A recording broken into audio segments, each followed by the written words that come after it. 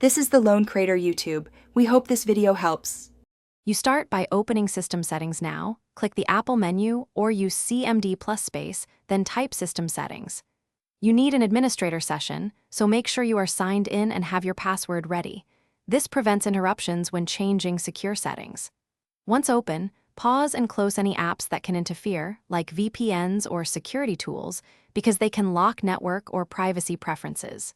Next, scan the left sidebar to locate the pane you want, Dock, Displays, Privacy, or Network, and pick the target to begin. You now make precise changes inside the chosen pane. For example, change display resolution or night shift to reduce eye strain.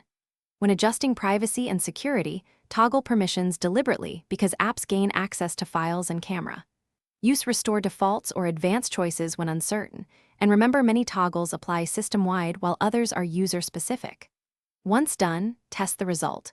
Open a video to verify sound output, check firewall status, or run an accessibility shortcut so you know why each change mattered and that it behaved. You finish by confirming changes and verifying behavior.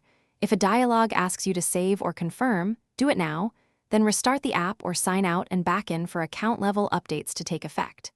Make sure peripherals and network services reconnect, and recheck app permissions.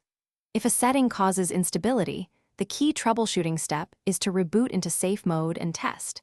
Safe mode clears caches and loads minimal drivers, which often reveals the culprit. Finally, revert that pane to defaults only if safe mode doesn't resolve the issue. Thanks for watching. Consider subscribing if we helped you.